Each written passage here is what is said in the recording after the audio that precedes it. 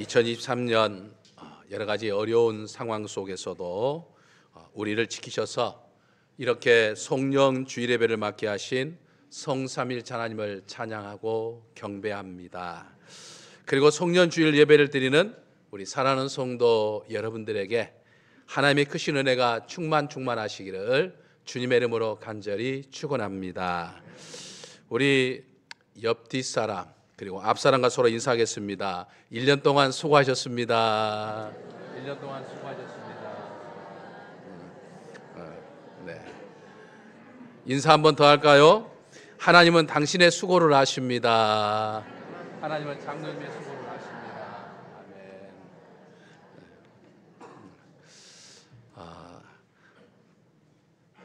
역사상 가장 위대한 영화 중 하나로 평가받는 영화가 있습니다. 그것은 이 프랭크 카프라 감독의 멋진 인생이라고 하는 영화입니다. 그 내용을 잠시 살펴보면 한 남자가 이제 크리스마스를 앞두고 자살할 것을 결심했습니다. 전쟁의 포화와 경제 대공황 속에서도 정말 최선을 다해서 살아보려고 발버둥을 쳤지만 발버둥을 치면 칠수록 그의 인생은 점점 어려워져 갔고 또 점점 암울해져 갔기 때문이었습니다. 자신뿐만 아니라 자신 때문에 사랑하는 아내와 가족들도 더 힘들어지는 것 같았습니다. 그래서 살아봤자 고통만 커질 뿐이라 생각을 한 이 남자는 이제 투신 자살을 하고자 높은 다리에 올랐습니다. 그런데 그때 다리 위에는 이 남자를 기다리던 이 클레멘스라고 하는 이 천사가 기다리고 있었습니다. 평소 이제 자살을 결심했던 이 남자는 평소 힘들어했기 때문에 그의 가족들은 그 남자의 힘든 심경을 알고 항상 그를 위해서 기도했습니다. 아내는 남편을 위해서, 자녀들은 아버지를 위해서 기도했었죠.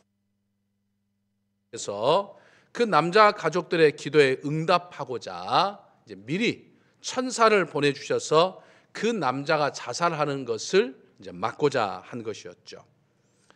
천사는 그 남자가 만일 세상에 태어나지 않았다고 한다면, 그리고 만일 남자가 이 세상을 떠난다고 한다면 그의 가족들이 더 힘든 상황에 처하게 될 것이라고 하는 것을 마치 파노라마가 펼쳐지는 것처럼 보여준 거예요.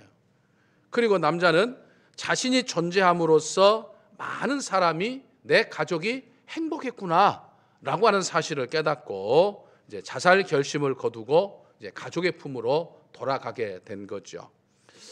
하나님이 주신 인생의 소중함을 깨달은 남자의 삶은 이제 곧바로 모든 것이 다 문제가 해결되었고 행복하게 되었다라고 하는 이제 그런 내용의 영화였습니다. 여러분, 2023년 한 해 동안 정말 수고하셨습니다. 하지만 내 삶은 자꾸만 뒷걸음질을 하는 것 같고 수고하고 애써도 상황이 더 나아지질 않는 것 같고 참으로 힘겹고 버거울 때도 없지 않아 있었지요. 내년 2024년 이제 새해를 시작하니까 그래도 새해가 되면 더 나아질 것이라는 기대라도 가지면 좋을 텐데 새해를 전망하는 전망들은 어둡기만 합니다. 하지만 여러분 꼭 기억하시기를 바랍니다. 우리에게는 세상 사람들이 없는 가장 강력한 무기가 있어요. 그게 뭡니까? 바로 하나님이셔요. 여러분, 전능하신 하나님, 내 편이신 하나님께서 이제 2023년을 역사 속으로 흘려보내면서 2024년을 준비하며 송년주일을 예배를 드리는 여러분과 함께 하십니다. 믿으십니까? 믿으십니까? 믿으셔야 합니다. 여러분, 믿는 것과 믿지 못하는 것의 결과는 엄청난 차이가 온다라고 하는 것을 경험하게 될 겁니다. 오늘은 2023년도 달력에 있는 이제 마지막 날이고 마지막 주일 예배 시간이죠. 이 시간 하나님께 예배드리면서 우리는 지나온 한 해를 반성하고 또 우리 앞에 놓여 있는 새해를 바라보면서 새롭게 주어진 이 새해를 준비하는 시간이 되었으면 좋겠습니다. 항상 사람들은 한 해 끝자락에 서면 아쉬움과 후회를 갖기 마련입니다. 아마 지금 이 순간에도 아쉬움도 있을 거 후회함도 있을 것입니다. 우리는 오늘 송년 주일 예배를 드리고 이제 저녁에는 송구 영신 예배, 즉 새해 맞이 예배를 드릴 것입니다. 송구 영신이란 말은 묵은 해를 보내고 새해를 맞이한다라고 하는 뜻이죠. 그래서 송구 영신에는 지난해 2023년에 대한 감사와 이제 다가온 새해 2024년에 대한 이제 기대가 있는 것이죠.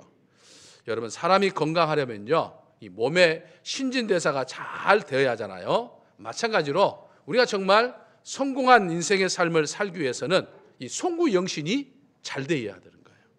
과거를 흘러가는 시간 속에 잘 보내고 이제 새로운 한 해를 잘 맞이할 수 있어야 되는 거죠. 그런데 이 송구 영신회를 잘 하지 못해 가지고 만일 내가 여전히 과거에만 매여 있다든지 아니면 현실은 물론이거냐 미래에 대한 어떤 기대와 계획과 그리고 준비를 갖지 못한다고 한다면 그의 삶은 실패의 삶이 되고 말 것이죠. 그래서 우리 믿음의 사람들은 한 해를 보내면서 그저 세상 사람들처럼 망년회를 하거나 무슨 해넘이니 해맞이니 뭐 이런 것들을 보는 것이 아니라 하나님의 은혜를 생각하면서 감사로 그리고 기도로 보내는 것이죠. 미드라시라고 하는 유대 문헌에 나오는 이야기 중에 이런 이야기가 있죠. 어느 날 이스라엘의 다윗 왕이 보석을 만드는 이 보석 세공인에게 반지 하나를 만들어 달라고 요청하면서 이런 이야기를 했습니다.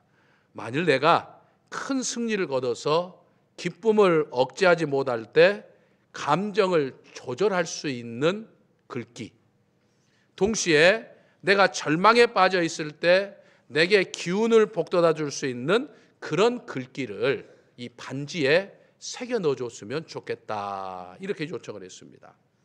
다윗 왕의 명령에 이 보석 세공인은 여러 날 고민을 했습니다. 어떤 글귀를 적어야 좋을까? 어떤 글귀를 적어야 다윗이 교만하지 않고 절망하지 않고 할 수 있을까? 이제 뭐 생각을 해봤지만 도무지 생각이 나지가 않는 거예요. 여러 날 고민해도 생각나지 않자 당시에도 지혜롭게 소문이 났던 다윗의 아들인 솔로몬을 찾아갔습니다. 이 보석 세공인의 말을 들은 솔로몬은 웃으면서 이 보석 세공인에게 이 한마디 글귀를 적어 넣어라, 새겨 넣어라, 그렇게 이야기를 합니다. 그 글귀가 이 또한 곧 지나가리라 라고 하는 글귀였다는 거죠. 여러분, 세상의 모든 것은 지나가고 또 지나갑니다. 생각하면 생각할수록 참 울림이 있는 말 아닙니까? 내가 지금 겪었던 모든 것들, 내가 올 한 해 겪었던 모든 것들, 그것이 행복한 순간이었든지 때로는 힘든 순간이었든지 그때뿐이고 다 지나가기 마련인 거죠. 그러면 2023년 한 해 동안 행복했던 일도 있었고 슬픈 일도 우리에게는 있었어요. 하지만 그 순간의 행복과 그 순간의 슬픔은 다 지나가고 이렇듯 지금 우리는 한 해 끝자락에 지금 서 있는 것이죠. 2024년 한 해 동안 성공한 일도 있었고 실패한 일도 있었죠. 하지만 그 순간의 성공과 실패는 다 지나가고 지금 이렇게 우리는 한 해 끝자락에 서 있는 거죠. 2024년 한 해 동안 정말 보람된 일도 있었고 때로는 속상한 일도 있었어요. 하지만 그 순간의 보람과 속상함은 다 지나가고 역시 2024년 한 해 끝자락에 우리는 이렇게 서 있는 거죠. 왜 그렇습니까? 이 또한 곧 지나갔기 때문이에요. 사랑하는 성도 여러분, 2023년 올 한 해 동안 아쉬움과 후회가 있다고 한다면 이 아쉬움과 후회함에 연연하기보다는 이제 역사 속으로 흘려보내고 2024년을 아쉬움과 후회함이 없는 새해로 우리가 만들어가야 될 줄로 믿습니다. 오늘 본문이 포함된 시편 90편은 모세가 쓴 기도문으로 알려져 있죠. 모세는 120세까지 살다 죽었는데 이 기도문을 언제 기록했는지 우리는 확실하게 알 수는 없습니다. 하지만 모든 학자들은 거의 그의 생애 끝 무렵에 그의 인생의 말년에 이 시편 90편을 썼을 것이다. 이렇게 이야기를 합니다. 모세는 그의 일생의 말년에 자신의 인생을 되돌아보면서 몇 가지 깨달은 바가 있는데 그걸 지금 시편 90편에서 고백하고 있는 거죠. 첫 번째 3절을 보면 인생은 돌아가는 존재다. 즉 한계를 가진 존재다. 이렇게 고백하고 있죠. 둘째로 5절과 10절을 보면 시간이 신속히 간다고 말합니다. 여러분, 정말 시간이 신속하게 흘러가는 것을 제가 여러분들에게 일일이 설명하지 않아도 아마 여러분들은 지금 충분히 느끼고 있을 것입니다. 그리고 세 번째로 오늘 본문에서 아쉬움과 후회가 없는 인생을 살기 위해서는 자신의 날을 계수할 수 있는 지혜가 필요함을 고백하고 있어요. 그래서 12절을 보면 우리에게 우리의 날 계수함을 가르치사 지혜로운 마음을 얻게 하소서 이렇게 말합니다.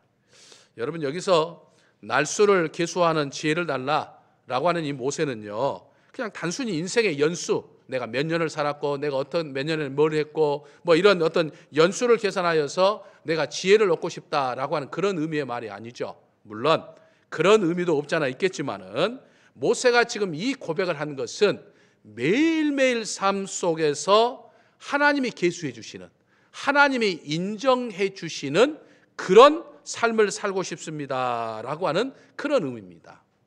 여러분 어떻습니까? 지난 2023년 365일 가운데 하나님께서 정말 여러분들의 삶을 보면서 인정하실 만한, 하나님이 그래 아무개야 참 이걸 잘했어 라고 말하실 만한 그렇게 생각되는 날들이 과연 몇 날이나 여러분들에게 되십니까?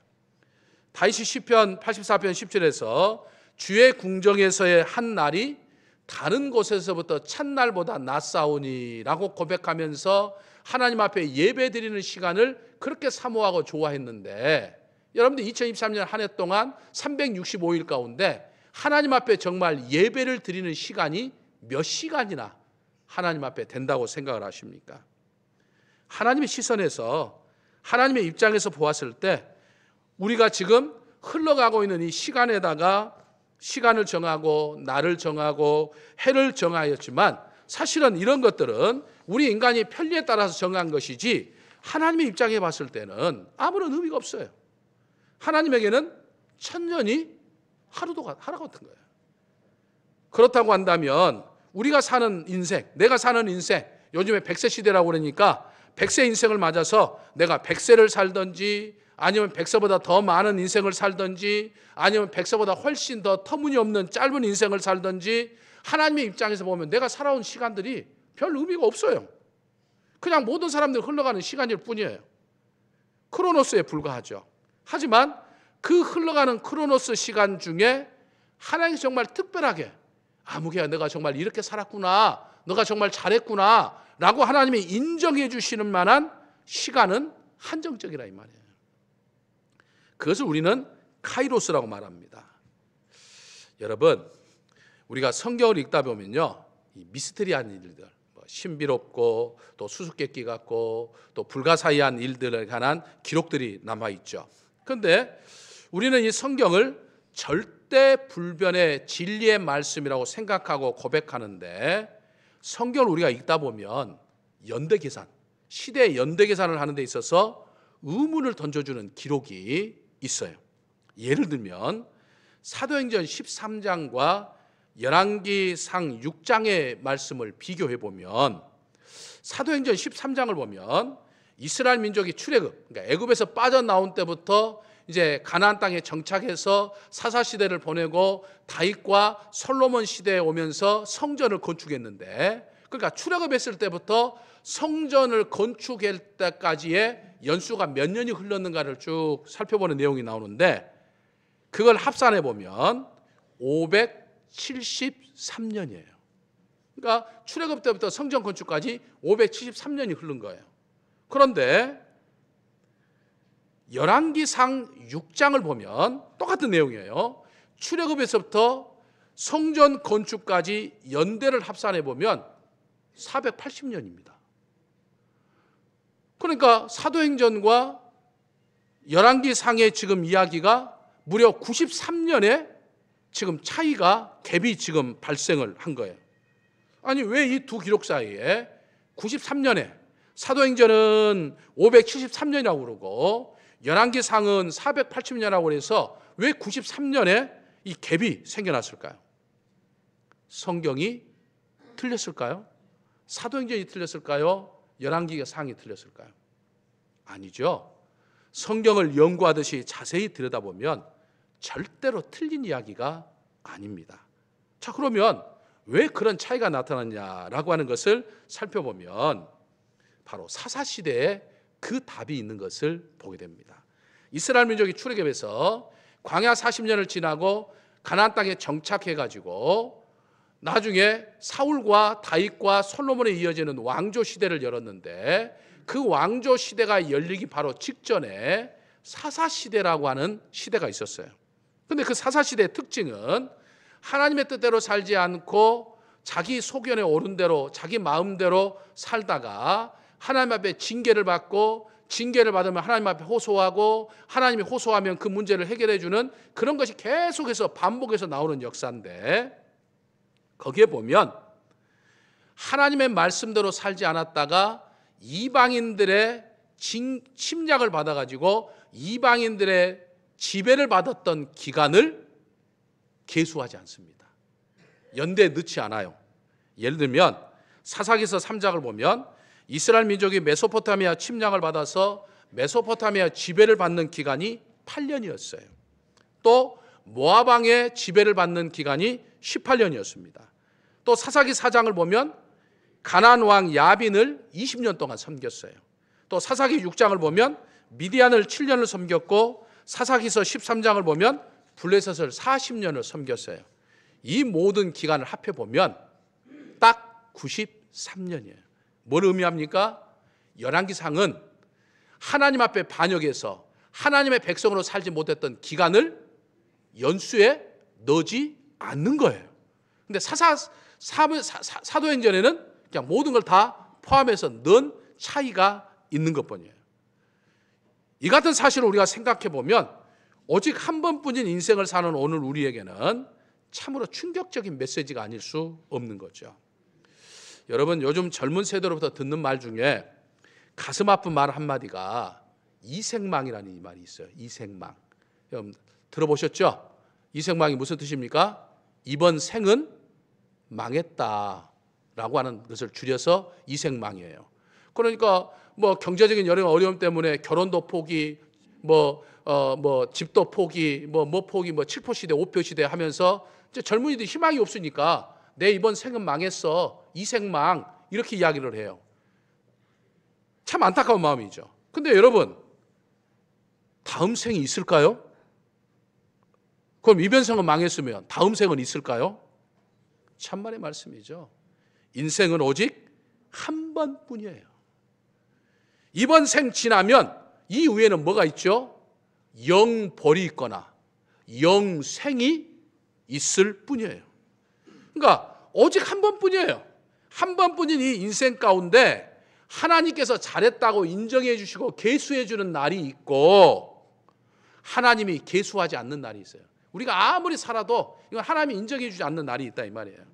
그러니까 하나님의 뜻대로 살지 못하는 날은 진정한 의미에서 하나님의 시간표에서 보면 하나님이 계수하지 않는 무의미한 시간들인 거예요. 내 인생이 흘러가는 시간, 즉 건강하게 오래 사는 것도 좋지만 여러분 내 인생에 있어서 하나님이 계수하는 시간이 얼마나 되느냐가 중요하다고 하는 사실을 깨달아 볼 수 있는 거예요.